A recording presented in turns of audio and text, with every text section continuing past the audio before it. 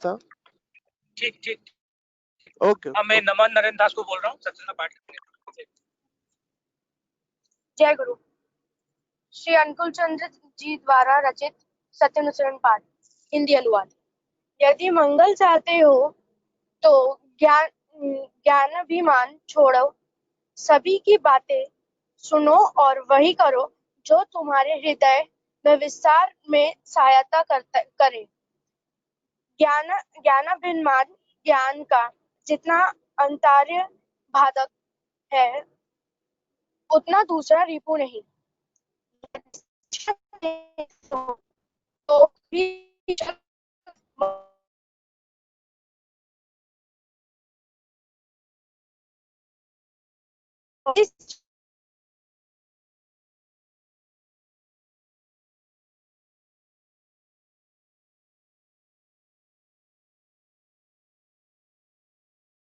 देना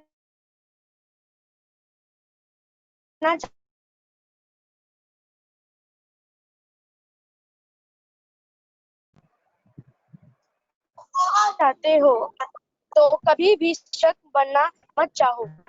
मैं शिक्षक हूँ, अहंकार की नहीं, दर्शन की दूरी गलती सगुण संबंध निर्गुण हो जाती है।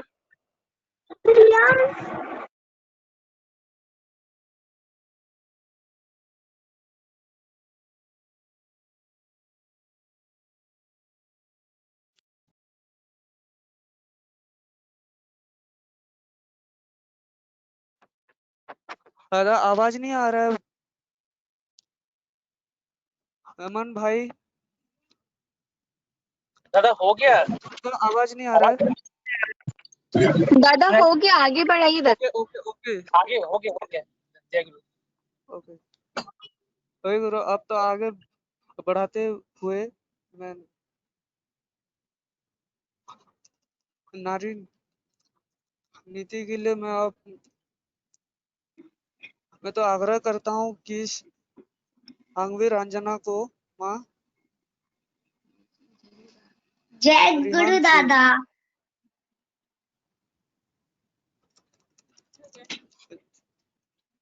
जय गुरु दादा। आज मैं नारी नीति का पाठ करने जा रही हूँ। कन्या मेरी तुम्हारी सेवा, तुम्हारा चलन, तुम्हारी चिंता, तुम्हारी कथनी।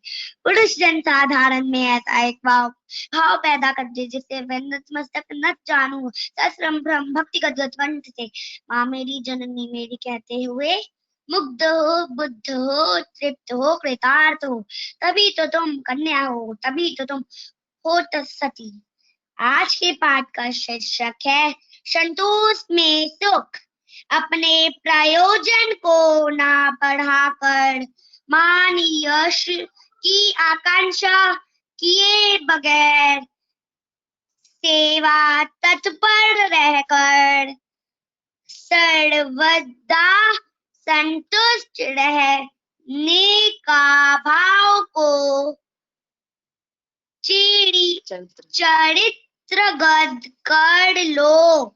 सुख तुम्हें किसी तरह नहीं छोड़ेगा। वाणी संख्या 13। स्वस्ति स्वस्ति स्वस्ति। जय गुरु।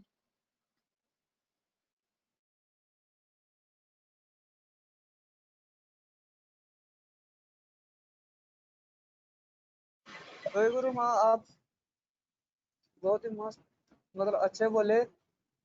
तो हम दादा आपकी आवाज बहुत कम आ रही है। तो हम अब भजन के लिए आग्रह करता हूँ कि अंकिता माँ आसाम से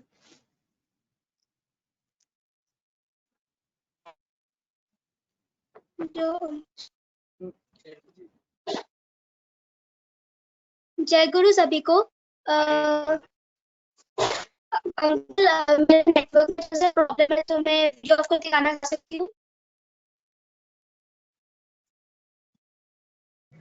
हाँ अंकिता, आप वीडियो ऑफ कर लीजिए।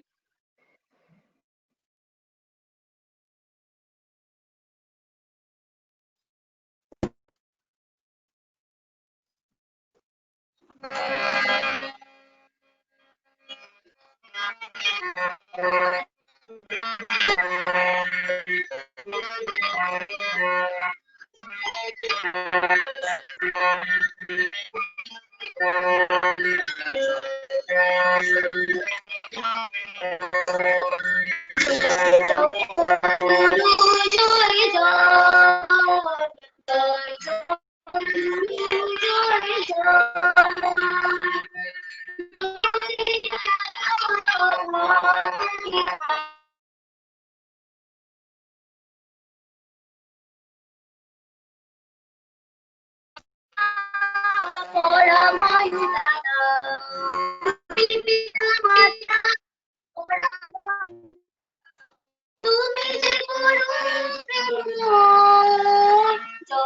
জয় গুরু জয় জয় জয় জয় গুরু জয় জয়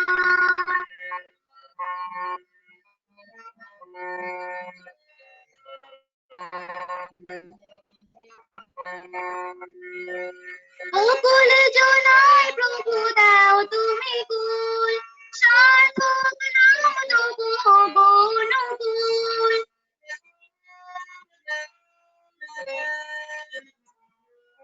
অকুল জনায় প্রভু দাও তুমি কুল সার্থক নাম তবু গৌণকুল তোমারি মধুর নামে জানি প্রভু ধরধামে অহরহ প্রেম ধারা বয়। জয় জয় গুরু জয় জয় জয় জয় গুরু জয় জয়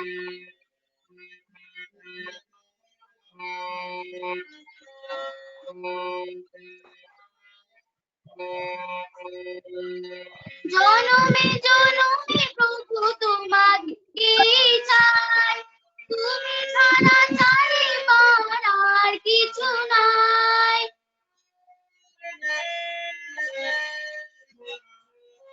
জনমে জনমে প্রভু তোমাকে চাই তুমি ছাড়া চারি আর কিছু নাই আকাশে বাতাসে তুমি মরু মহাকাশে বিরাজিত অনন্তরময়।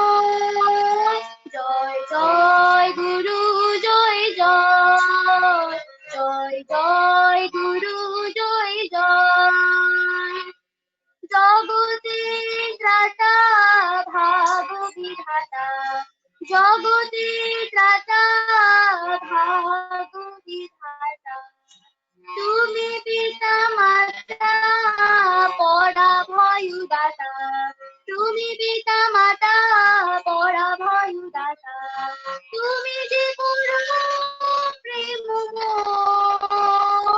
জয় জয় গুরু জয় জয় জয় জয় গুরু জয় জয় জয় জয় গুরু জয় জয় জয় জয় গুরু জয় জয় জয় গুরু।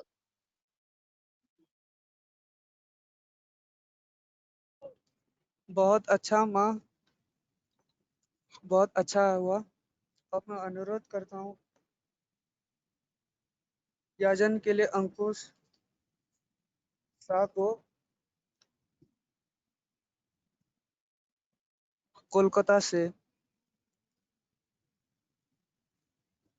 अंकुश शाह भाई जय गुरु। याजन प्रस्तुत करिए। जय गुरु।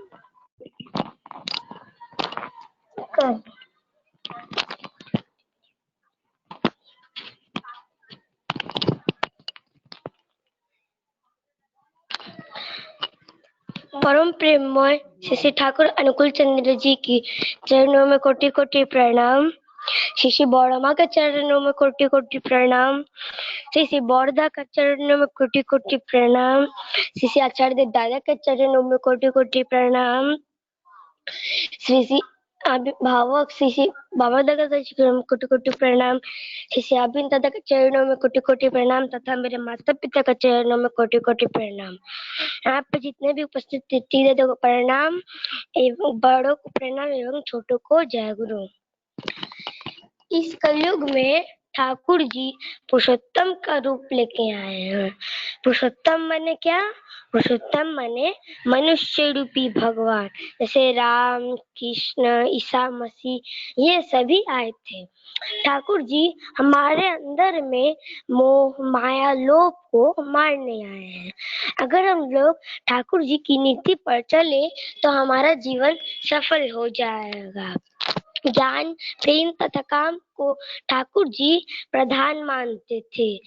अगर हम लोग प्रेम के राह पर चलते हुए ज्ञान तथा काम में भी आगे बढ़ते रहे तो हम अपनी मंजिल तक पहुंच सकते हैं। हम बच्चे अगर नाम ध्यान करें तो हमारी पढ़ाई लिखाई बहुत ही अच्छी होगी। जितने भी मनुष्य सत्य के पथ पर चलने की कोशिश करते हैं वही कहलाते हैं सत्संगी। और सत्संग सभी सत्संगियों का मेल स्थल है। पतंग जैसे कट जाने पर इसकी दिशा अलग हो जाती है, उसी तरह अगर हम कोई गुरु न पकड़े तो हमारा भी जीवन अलग दिशा में चल जाएगी। जैसे स्वामी विवेकानंद, चंद्रगुप्त मौर्य, एकलव्य, शिवाजी ये सभी गुरु को पकड़कर अपना जीवन सफल कर पाए हैं। उसी तरह अगर हम लोग बच्चे गुरु को पकड़कर चले तो हमारा भी जीवन सफल हो जाएगा। ठाकुर जी हम लोग को जीवन वृद्धि के लिए 5 शक्ति प्रदान किए हैं। यजन, जाजन, इष्ट विधि, शस्त्र यानी और सदाचार। अगर हम लोग अपने जीवन में इन्हें पालन करते तो हमारा जीवन सुंदर ही जाएगा। यह 5 शक्ति हमारे जीवन रूपी नाव के नाविक है, जिनके द्वारा हम अपने जीवन में किनारा पा सकते हैं। अगर कोरोना हमारे जीवन में प्रतिकूल होकर आया है तो ठाकुर जी हमारे जीवन में अनुकूल होकर आए हैं। बस हमें ठाकुर जी पर विश्वास रखना पड़ेगा, जैसे अनंत महाराज ने रखा था। एक दिन उसी में हमको एक घटना याद आ रही है तो बोल रहा हूँ। एक दिन वासी के लोग वहाँ पे एक डॉगी ने कोई जानवर का हड्डी लेकर आया था, तो बहुत गंध दे रहा था। तो वहाँ का वासी लोग ठाकुर जी को बोले, तो ठाकुर जी ने आनंद महाराज को बुलाया तो बोले कि यहाँ से ये हड्डी आया है और दूर जंगल से फेंक के आओ, और जैसे ही जिससे लाया गया है वैसे। तो अनंत महाराज समझ गए इसे बक्का डॉगी लाया होगा मुंह में करके। तो वो मुंह में जैसे ही लेने गए वैसे उसको चंदन काट का गंध देने लगा, सुगंध देने लगा। तो आराम से अपना फेंक के आकर तो वहीं के वे फौजी लोग ने पूछा कि आपको गंध नहीं दिया? तो तब बोले नहीं, मैं जैसे ही उसे मुंह में लिया वैसे ही चंदन काट का गंध देने लगा। देखिए यही होता है ठाकुर जी का लीला। बस हमको ठाकुर जी पर विश्वास रखना होगा।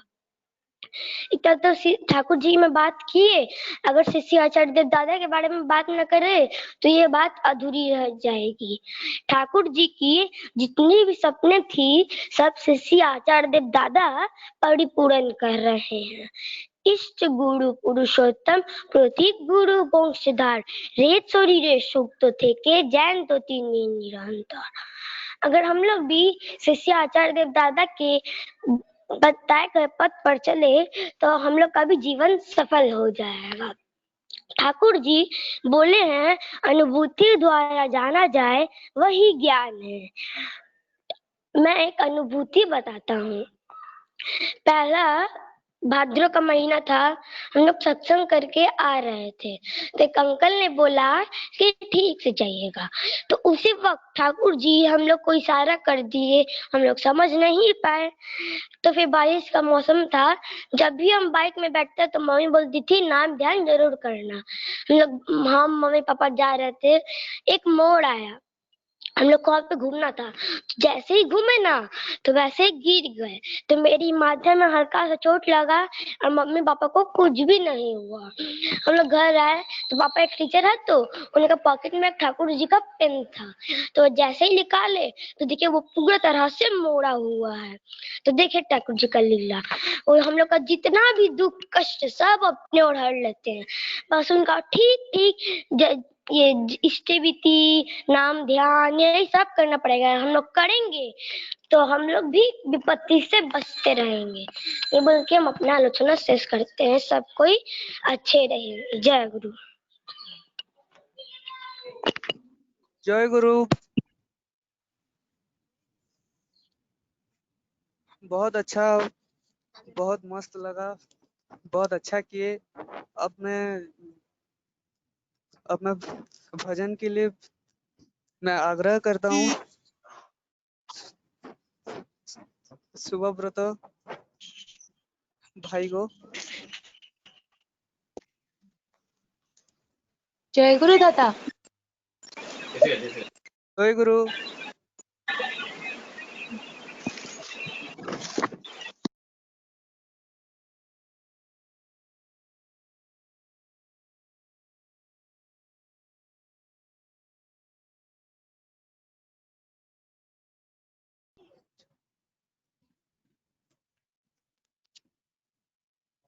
ऑडियो आपका ऑफ है। अब सुनाई दे रहा है? जी जी जी, आप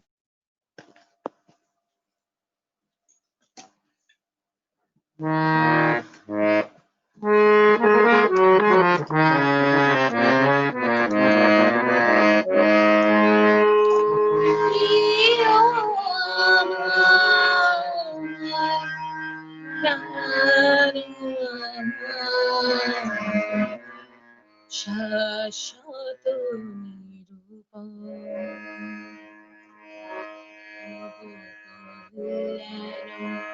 आनंद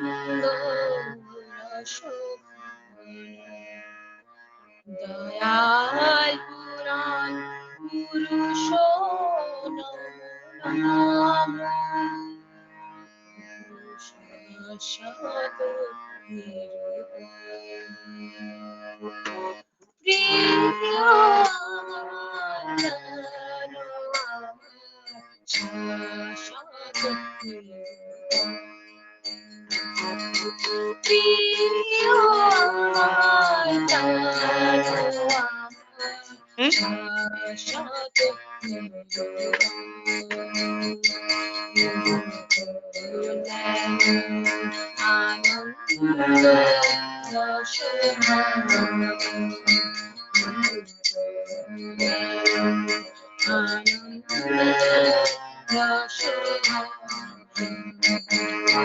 दयाल पुराण पुरुषो नमो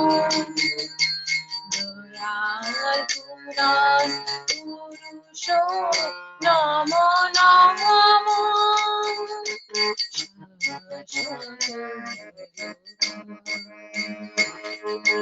प्रियो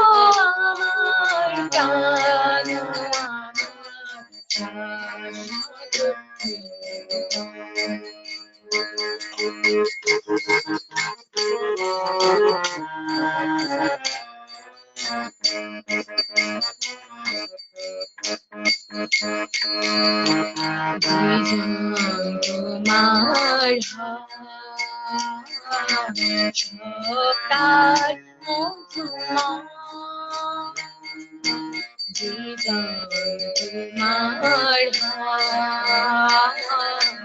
সকাল মধুমা শান্তি স্বস্তি তার চিরমঙ্গল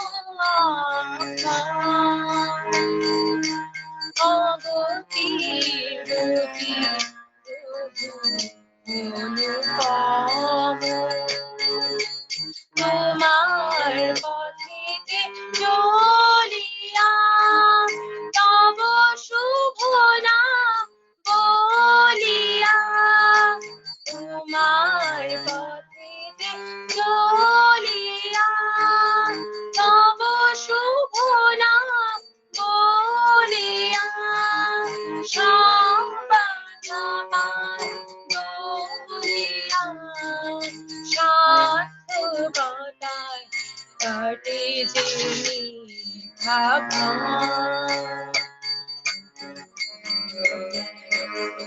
আনন্দ রসভার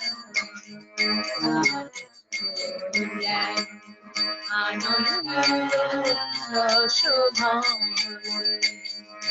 দয়াল পুরন পুরুষ নম নম দয়াল পুরন পুরুষ নম নম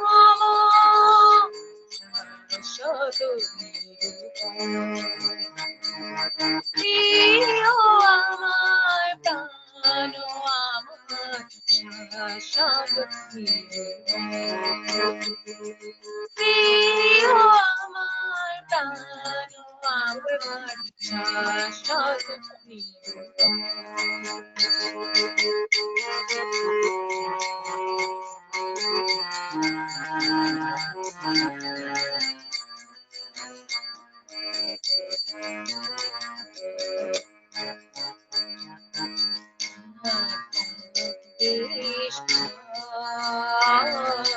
নিমিষে হলো যে নিমিষে হলো যে তবু শ্রীচরণ আশ্রয় শ্রীচরণ আশ্রয় কৃতার্থতা ধরিল জীবন তোমারে শুধু চাহিয়া তব শুভ নাম গাহিয়া তোমারে শুধু চাহিয়া তব শুভ নাম গাহিয়া মুক্তি সুধার প্রসাদে মগ্ন হিয়া দীপ্তি তোমার অযুত সূর্য সম আনন্দ রসভান আনন্দ রসভান দয়াল পুরাণ পুরুষ নম নম দয়াল পুরাণ পুরুষ নম নম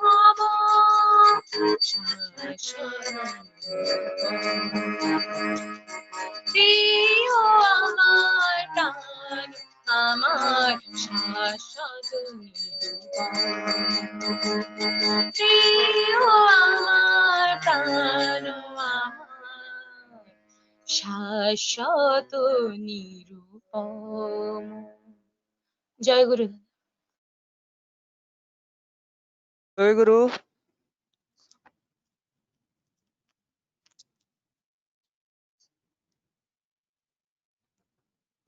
बहुत अच्छा हुआ,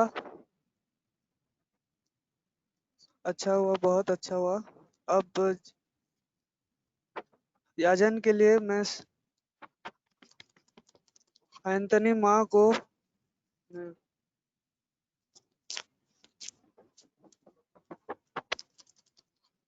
अनुरोध करता हूँ। जय गुरु। मेरी आवाज आ रही है? जी आ रही है माँ, आप स्टार्ट कीजिए आप। श्री ठाकुर के श्री चरणों में मेरा प्रणाम। आज के सत्संग में उपस्थित सभी को मेरा आनंदित जय गुरु। मैं तो छोटी हूँ, इसलिए मैं ठीक से नहीं बोल पाती, पर मैं कोशिश करती हूँ ठाकुर जी के कुछ बात बोलने की। मैं 3 घटनाओं से अपनी आलोचना शुरू करती हूँ। श्री ठाकुर एक दिन घोड़ा गाड़ी में बैठकर जा रहे थे और जो घोड़ा चला रहा था वो घोड़े को चाबुक से जोर जोर से मार रहा था, जिससे घोड़ा तेज चले। यह देखकर श्री ठाकुर को बहुत दुख हुआ और जब श्री ठाकुर घर लौटे और उनके कपड़े खोले गए, तब देखा गया कि श्री ठाकुर के पीठ पर वही चाबुक के निशान है जो घोड़े पे थे। जब ठाकुर जी से पूछा गया, तब ठाकुर जी ने कहा, जब चालक घोड़े को मार रहा था तब मुझे बहुत कष्ट हुआ, इसलिए मैंने उस घोड़े के दर्द को फील किया। अभी मैं सिस्टी बरदा के बारे में एक घटना बोलूंगी। सिस्टी बरदा ठाकुर बांग्ला से चल रहे थे। रास्ते में एक कीड़ा देखकर वह रुक गए, क्योंकि अगर वो नहीं रुकते तो दूसरे लोग उस कीड़े को नहीं देखते और उसे पैर से दबाकर मार देते। उस कैटरपिलर को मार देते और इसलिए सिस्टी बरदा खड़े हो गए और एक दादा से बोले कि इस कैटरपिलर को रास्ते के पास छोड़ आओ। लेकिन जिस तरफ वो कैटरपिलर जा रहा था, वो दादा ठीक उसकी उल्टी तरफ उस कैटरपिलर को छोड़ने जा रहा था। श्री बरदा ने कहा, तुम इसे उल्टी तरफ क्यों छोड़ रहे हो? ये जिस तरफ जा रहा था इसे उसी तरफ छोड़ो। अब मैं परम पूज्यपाद आचार्य देव श्री दादा के बारे में एक घटना बोलूंगी। श्री दादा जब छोटे थे तब रास्ते के किनारे एक पौधे का पत्ता तोड़े। जब भी उन्होंने पत्ता तोड़ा तो पीछे से किसी ने श्री दादा के बालों में जोर से खींचा। श्री दादा पीछे मुड़े और देखा कि श्री बरदा खड़े हैं। श्री बरदा ने कहा, चोट लगी? श्री दादा ने सिर हिलाकर हाँ कहा। श्री बरदा ने कहा, वैसे ही इस पौधे को भी चोट लगता है। श्री दादा यह घटना नाट मंडप में सबको बता रहे थे और कहा, जाने या अनजाने, आज तक मेरे पैर के नीचे एक भी कीड़ा नहीं पड़ा। इन 3 प्रेम के घटनाओं से हम यही समझते हैं कि श्री ठाकुर, श्री बरदा, श्री दादा ये सभी पृथ्वी के एक छोटे से छोटे प्राणी को भी कितना प्यार करते हैं, तो वो हमें भी कितना प्यार करते हैं और हमें भी उन्हें प्यार करना होगा। उसके लिए इष्टवृत्ति और नाम ध्यान करना होगा। इष्टवृत्ति का अर्थ है इष्ट का भरण पोषण। हमें किसी भी परिस्थिति में ही इष्टवृत्ति छोड़ना नहीं चाहिए। जैसे एक दादा बहुत गरीब थे, उनके पास इष्टवृत्ति करने के लिए पैसा नहीं था। उन्होंने ठाकुर जी को बोला कि मेरे पास इष्टवृत्ति करने के लिए पैसा नहीं है, मैं कैसे इष्टवृत्ति करूं? श्री ठाकुर ने कहा, तुम्हारे घर में जो हेलेंचा साग है तुम उसी से इष्टवृत्ति करो। उस दादा ने ऐसा ही किया। और उसे बेचकर वह जो पाता वही ठाकुर बाड़ी में भेज देता। ठाकुर जी ने कहा है, जजन जाजन इष्ट भीति करने से काटे महाभीति। महाभीति मतलब है भय ना पाना, क्योंकि भय पाना ही है दुर्बलता। हमें इस दुर्बलता को हटा देना होगा। इसके लिए इष्टभीति और खूब खूब नाम ध्यान करना होगा। हम सभी खूब खूब नाम ध्यान करेंगे और इस दुर्बलता को भगा देंगे। यही बोलकर मैं अपनी आलोचना खत्म करती हूँ। जय गुरु। जय गुरु माँ, बहुत अच्छा बोले। जय गुरु माँ, प्रणाम अच्छा लगा। आपको, सत प्रणाम। विभूति करना कितना अच्छा होता है, नाम ध्यान करना कितना अच्छा होता है। बहुत अच्छा लगा, बहुत खूब सुंदर। अब मैं भजन के लिए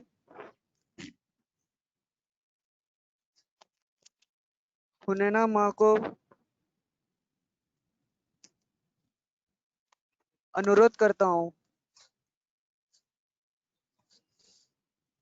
हुनैना माँ, जय गुरु सुनाई दे रहा है? हाँ आ रहा है माँ। ठीक है। जय जय गुरु। দিলো ভাগতপুন এসেছেন দয়াল পরম পিতা করিছেন আজি উদিলো ভাগতপুন এসেছেন দয়াল পরম পিতা করিছেন পিণ্ডিত তার বাতুর চরণে লোভিয়া স্মরণ ধন্য হলো পান করিছেন পিণ্ডিত তুলিয়াজি নাম তুলি ঘোর কাল জাল ছিন্ন করি তুলিয়াজি নাম তুলি ঘোর কাল জাল ছিন্ন করি সংসার সিন্ধু দেব গোপালী সংসার সিন্ধু দেব গোপালী রুধিয়া জলাও মরুণ ধন্য হলো পানমান করিছেন প্রেম বিতরণ আজি উদিল ভাগতপুন এসেছেন দয়াল পরম পিতা করিছেন প্রেম বিতরণ আদি কারণ নিবন্ধন ভক্ত বৎসল সাধনাধন আদি কারণ নিরঞ্জন ভক্ত বৎসল সাধনাধন সর্ব দুঃখ ভার করেন মোচন সর্ব দুঃখ ভার করেন মোচন বুঝিব তার চরণ ধন্য হলো পানমান করিছে প্রেম বিতরণ আজি উদিল ভাগতপুন এসেছেন দয়াল পরম পিতা করিছেন প্রেম বিতরণ ধন্য ধন্য প্রভু বিশ্বদাতা সর্ব পাপ হরণ মুক্তিদাতা ধন্য ধন্য প্রভু বিশ্বদাতা সর্ব পাপ পিতা পুরুষোত্তম তব চরণ লোভী পুরুষোত্তম তব চরণ লোভী করিব সকল সাধু ধন্য হলো পানমান করিছেন প্রেম বিতরণ আজি উদির ভাগতপন এসেছেন দয়াল পরম পিতা করিছেন প্রেম বিতরণ। জয় গুরু জয় গুরু जय गुरु सुनाना बहुत जय गुरु सुनाना बहुत सुंदर गए, बहुत अच्छा गए, बहुत अच्छा लगा। अब मैं शुक्रिया शुक्रिया अडर गान के लिए मैं शुक्रिया अनुरोध करता हूँ विश्व मोहन भाई, विश्व मोहन भाई हाँ हाँ हाँ अडर गान आप लिख लीजिए।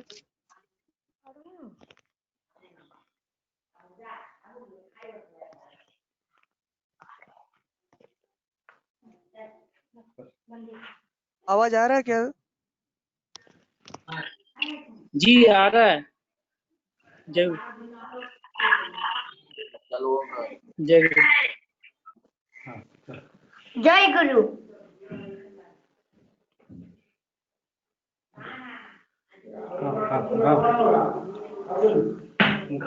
वंदे पुरुषोत्तमम् वंदे पुरुषोत्तमम् वंदे पुरुषोत्तमम् परम प्रेममय श्री श्री ठाकुर अनुकूल चंद्र जी की परम प्रेममय श्री श्री ठाकुर अनुकूल चंद्र जी की परम प्रेममय श्री श्री ठाकुर अनुकूल चंद्र जी की शोक संग की शोक संग की शोक संग की পিতায় শ্রদ্ধা মায়ের টান সেই ছেলে হয়ে সাম্য প্রাণ পিতায় শ্রদ্ধা মায়ের টান সেই ছেলে হয়ে সাম্য প্রাণ অন্যে বাঁচায় নিজে থাকে ধর্ম বলে জানিস তাকে অন্যে বাঁচায় নিজে থাকে ধর্ম বলে জানিস তাকে ধর্মে সবাই বাঁচে বারে সম্প্রদায়টা ধর্ম না রে ধর্মে সবাই বাঁচে বারে সম্প্রদায়টা ধর্ম না রে না ধরিতে বর্তমান অন্ধতমায় হয় প্রয়াণ না ধরিতে বর্তমান অন্ধতমায় হয় প্রয়াণ পিতায় শ্রদ্ধা মায়ের টান সেই ছেলে হয়ে সাম্য প্রাণ পিতায় শ্রদ্ধা মায়ের টান সেই ছেলে হয়ে সাম্য প্রাণ যোজন যাজন ইষ্টব্রতি করিলে কাটে মহাভীতি যোজন যাজন ইষ্টব্রতি করিলে কাটে মহাভীতি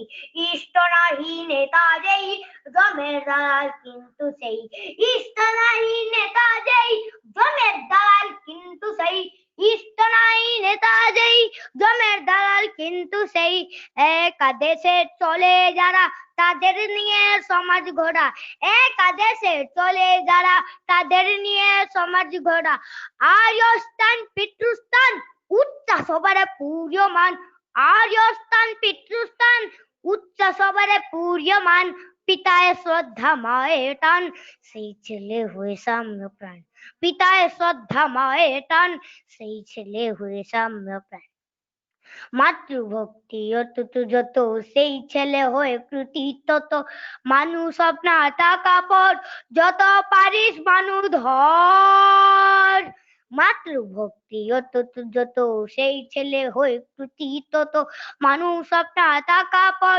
যত পারিস মানু ধর মাতৃভক্তি অতুত যত সেই ছেলে হয় কৃতি তত মানুষ আপনা টাকা পর যত পারিস মানু ধর, মাতৃভক্তি অতত যত, সেই ছেলে হয়ে প্রতি তত, মানুষ আপনা টাকা পর, যত পারিস মানু ধর।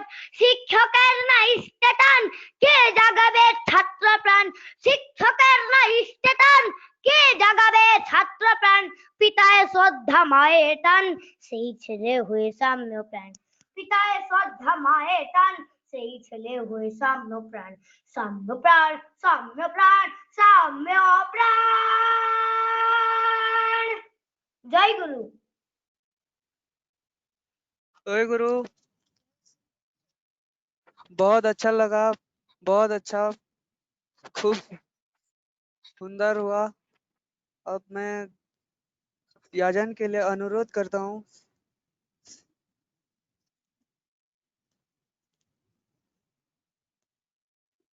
श्रेया माँ को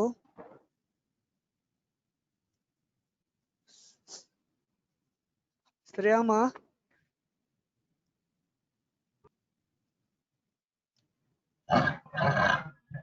जय गुरु, मेरा आवाज आ रहा है? आ रहा है, आ रहा है।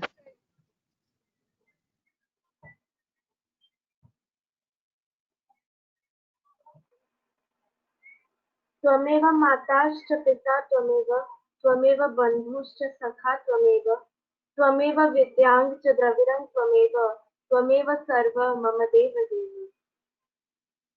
परम प्रेममय, परम दयाल श्री श्री ठाकुर, परम आराध्या जगत जननी श्री श्री बर्मा, परम पूज्यपाद जगह आचार्य देव श्री श्री बर्ता, परम पूज्यपाद प्रधान आचार्य देव श्री श्री दादा, पूजनीय बाबाइदा तथा समस्त गुरु परिवार के श्री चरणों में मेरा कोटि कोटि प्रणाम। आज यहाँ पे उपस्थित वरेण्य ऋत्विक मंडली, मेरे गुरु भाई, गुरु माँ तथा मेरे सभी छोटों को मेरा आंतरिक राग और जय गुरु। श्री श्री ठाकुर के दया के बारे में जितना भी हम बोलेंगे उतना ही कम हो जाएगा। फिर भी श्री श्री ठाकुर के आज बारे में आलोचना करने से पहले उनके कुछ दया की बातें बोलकर मैं शुरू करूंगी। प्रथम एक बार क्या हुआ था कि श्री श्री ठाकुर के पास उनके दो विद्यार्थी आए थे और श्री श्री ठाकुर ने पहले विद्यार्थी से पूछा कि तुमने अपने क्लास में कितने मार्क्स रखे थे, तुम कैसा पढ़ते हो। तो उस विद्यार्थी ने श्री श्री ठाकुर से कहा कि ठाकुर, मैं क्लास में हमेशा फर्स्ट होता हूँ और मैं बहुत अच्छा पढ़ता हूँ और मुझे पढ़ाई करना बहुत अच्छा लगता है। तो श्री श्री ठाकुर ये बात सुनकर बहुत खुश हुए और बोले कि तुम ऐसा ही पढ़ते रहो और ऐसा ही हर दिन अच्छे से पढ़ाई करो और क्लास में फर्स्ट होते रहो। फिर दूसरा विद्यार्थी जब आया तो श्री श्री ठाकुर ने फिर से उसी से वही प्रश्न किया कि तुम कैसा पढ़ते हो। तो उस विद्यार्थी ने कहा कि ठाकुर, मैं बिल्कुल भी अच्छा नहीं पढ़ता हूँ और मैं क्लास में हमेशा लास्ट आता हूँ और मुझे कुछ भी याद नहीं रहता है। तो श्री श्री ठाकुर ने कहा कि अगर तुम मैं जो जो कहूँ वो ठीक से करोगे, मानकर चलोगे, तो तुम भी क्लास में फर्स्ट हो सकते हो।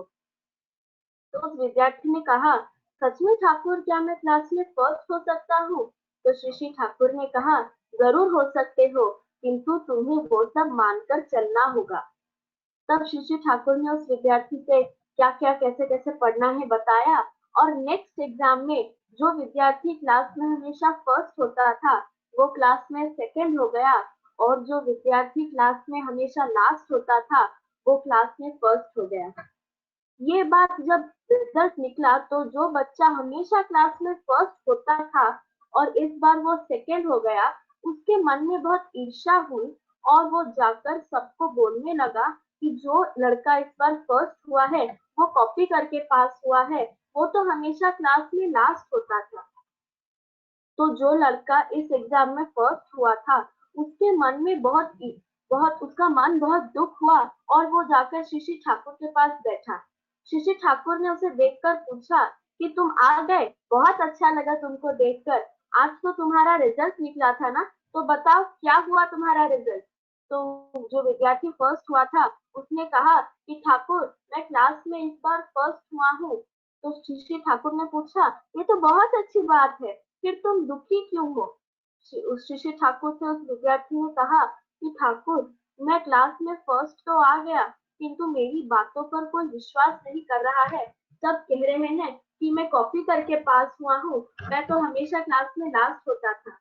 श्री ठाकुर ने ये बात जब सुनी तो उनका मन बहुत दुख हुआ और उन्होंने कहा कि जाकर बोल देना अपने दोस्तों से कि यदि मेरे ठाकुर मेरे साथ में हो तो लकड़ी का चूहा भी जिंदा बिल्ली शिकार कर सकता है, और वो बिल्ली ये देखकर सोचता ही रह जाएगा कि उसके साथ हो क्या रहा है। कहानी का सारांश ये है कि ठाकुर हमारे परम प्रिय, हमारे परम पुरुष यदि हमारे साथ हो तो हम असंभव को भी संभव कर सकते हैं। अब असंभव संभव कैसे होगा? असंभव संभव तब होगा जब हम लोग परिवर्तन को स्वीकार करेंगे। अब परिवर्तन क्या है? जब उस बच्चे ने अपने जीवन के पढ़ाई के सारी रूटीन्स में परिवर्तन को स्वीकार किया, क्लास में फर्स्ट होना उसके लिए बहुत इजी हो गया। जैसे हम लोग पहले बंदर के स्तर में थे, बंदर से हम लोग होमो हैबिलिस में चेंज हुए, होमो हैबिलिस से होमो इरेक्टस में, और होमो इरेक्टस से हम लोग जब होमो सेपियंस की ओर अग्रसर थे तब हमारे मनुष्य जाति के दो भाग हो गए थे। प्रथम भाग था कि हम लोग क्रो मैग्नन मैन में बदल गए थे, और दूसरा भाग जो था वो नियंडरथल मैन था। क्रो मैग्नन मैन के जो जेनेटिक फील्ड्स थे वो एनवायरमेंटल कंडीशंस के साथ कोप कर गए, किंतु नियंडरथल मैन के जो जेनेटिक फील्ड्स थे वो एनवायरमेंटल कंडीशन के साथ कोप नहीं कर पाए, इसीलिए नियंडरथल मैन की जो प्रजाति है वो लुप्त हो गए। इसीलिए जो लोग परिवर्तन को स्वीकार करते हैं वो लोग संसार में जीवित रहते हैं, और जो लोग परिवर्तन को स्वीकार नहीं कर पाते हैं वो संसार से विलुप्त हो जाते हैं। इसके बारे में और एक भी कहानी है महाभारत के समय की। जब महाभारत का युद्ध शुरू हुआ था तब महाभारत के सबसे शक्तिशाली योद्धाओं में से एक महामहिम भीष्म ने कौरवों के पक्ष से युद्ध करना शुरू किया था। वो कौरवों के पक्ष से युद्ध तो कर रहे थे, किंतु वो संपूर्णतः पांडवों के पक्ष में थे, उनका मन पांडवों के साथ ही था, इसीलिए वो पांडवों के पक्ष को प्रथम कुछ दिनों में उन्होंने कोई क्षति नहीं पहुंचाई थी। फिर गांधाराज शकुनी ने महामहिम भीष्म को जब उकसाकर क्रोधित कर दिया, तब महामहिम भीष्म ने क्रोध के आवेश में आकर एक भयंकर प्रतिज्ञा ले ली कि वो पांडवों के समस्त सेना को ध्वंस कर देंगे। ये प्रतिज्ञा जब उन्होंने ली तब पूरी सृष्टि में एक प्रलय जैसा सिचुएशन शुरू हो गया, और द्रौपदी इसे देखकर पूछने लगी श्री कृष्ण से कि गोविंद ये हो क्या रहा है? तो श्री कृष्ण कह रहे हैं कि ये परिवर्तन का सूचक है। फिर से द्रौपदी पूछ रही है कैसा परिवर्तन और क्यों परिवर्तन?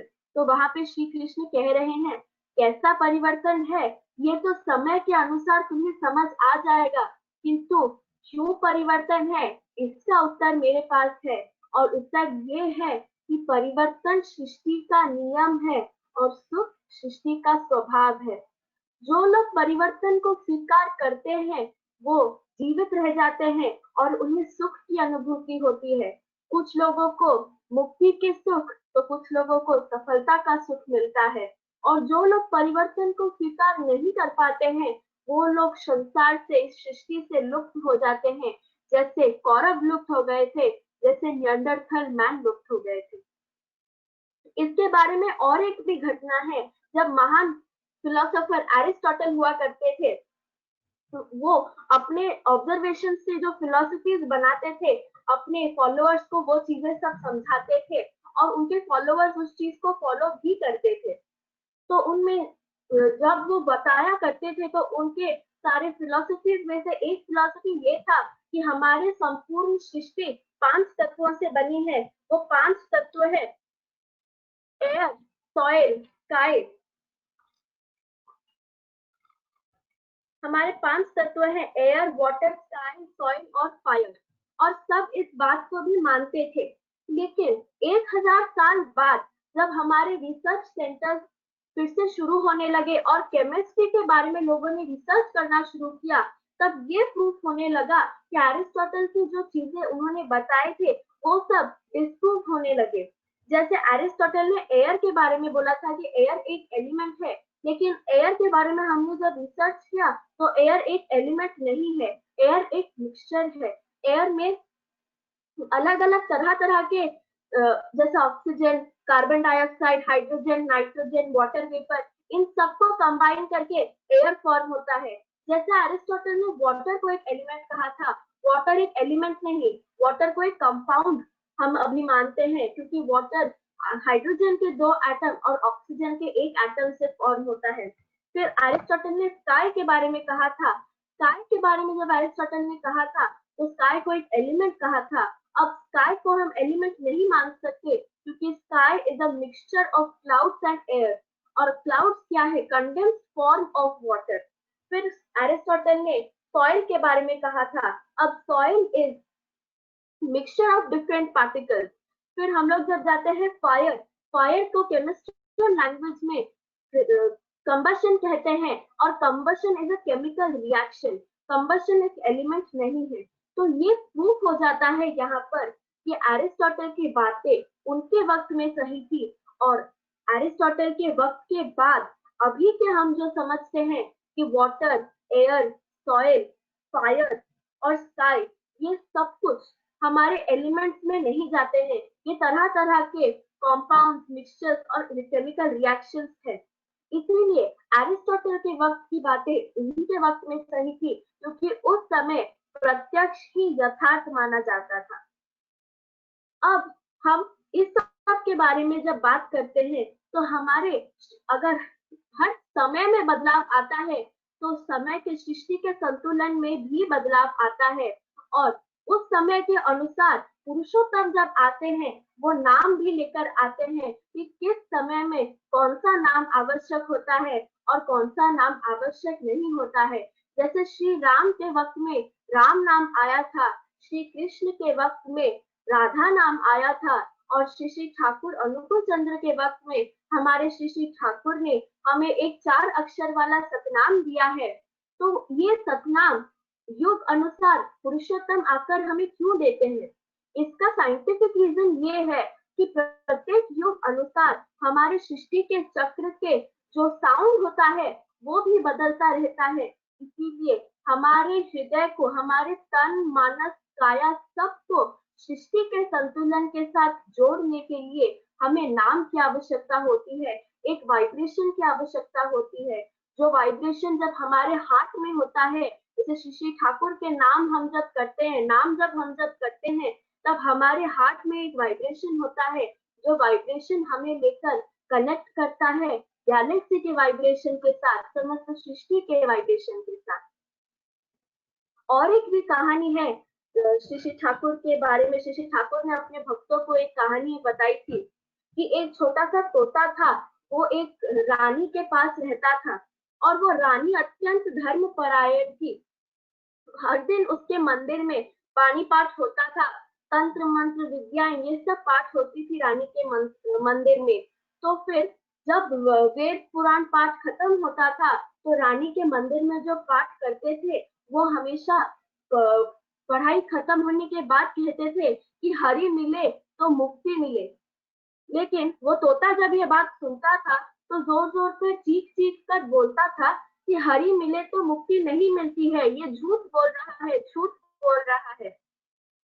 तो जो पुजारी थे उस मंदिर में, उनका मन बहुत दुख होता था, फिर भी वो चुप रहते थे। फिर कुछ दिनों बाद उनको बहुत दुख हुआ और वो अपने गुरुदेव के पास गए और उन गुरुदेव से सारी घटना के बारे में बोला। और उन गुरुदेव ने कहा, ठीक है, मैं तुम्हारे साथ चलूंगा, कल तुम क्या करना कि मुझे तुम्हारे साथ उस रानी के मंदिर में लेकर चलना, मैं खुद उस तोते को समझा दूंगा। तो फिर वो पुजारी जो थे वो अपने गुरुदेव को लेकर गए उन रानी के मंदिर में। रानी के मंदिर में लेने के बाद वो जो गुरुदेव थे उन्होंने रानी से पूछा कि क्या मैं आपके तोते के साथ बात कर सकता हूँ? तो उन रानी ने कहा, आप जरूर बात कर सकते हैं, क्यों नहीं बात कर सकते। तो उन गुरुदेव ने उस तोते से पूछा कि तुम मेरे पुजारी, तुम मेरे शिष्य को जो यहाँ पे पूजा करता है उसे ऐसा क्यों कहते हो कि वो चोरी करता है और वो झूठ बोल रहा है? तो फिर हाँ वो तोता बोला कि टाइम हो गया है माँ। तुम्हारा पुजारी झूठ बोलता है, इसीलिए क्योंकि मैं जब एक सन्यासी के मंदिर में रहता था तो मैं हरि की बातें सुनता था, और जब मैं वहां रहता था तो मैं खुले आसमान में उड़ सकता था। फिर मुझे लेकर गए, एक बहुत ही धनी व्यक्ति आए और मुझे अपने साथ ले गए। साथ लेने के बाद एक छोटे से पिंजरे में मुझे रख दिया। उसके बाद मैं और उड़ ना सका खुले आसमान में।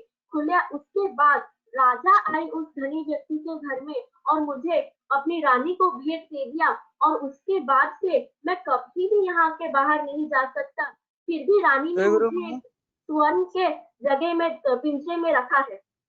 तो गुरुदेव ने कहा, अच्छा ठीक है, तुम्हें अगर खुले आसमान में उड़ना है कोई बात नहीं, तुम उड़ना, लेकिन कल जब पुजारी वेद पाठ करेगा तो तुम एक काम करना, जब वो बोलेगा कि हरि मिले तो मुक्ति मिले, तुम कुछ भी मत कहना, चुपचाप से ऐसे पड़े रहना जैसे तुम मर गए हो, तुम्हारे अंदर जान ही नहीं है।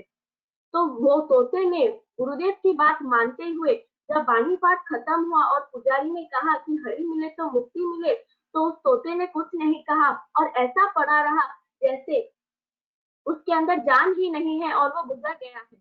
जब रानी ने देखा कि वो कुछ भी नहीं बोल रहा है तो उसका मन बहुत दुख हुआ और उसने पिंजरे को खोल दिया। खोल देने के टाइम हो बाद गया है। वो तोता, ये खत्म हो रहा है अभी, थोड़ा सा ही है। तो वो तोता बाहर आकर जोर जोर से बोलने लगा कि हरि मिले तो मुक्ति नहीं, गुरु मिले तो मुक्ति मिले, हरि मिले तो मुक्ति नहीं, गुरु मिले तो मुक्ति मिले, और हम सब इतने भाग्यवान हैं कि हमें हरि ही गुरु रूप में मिल गए हैं। इतना कहकर मैं अपना जाते रखूंगी।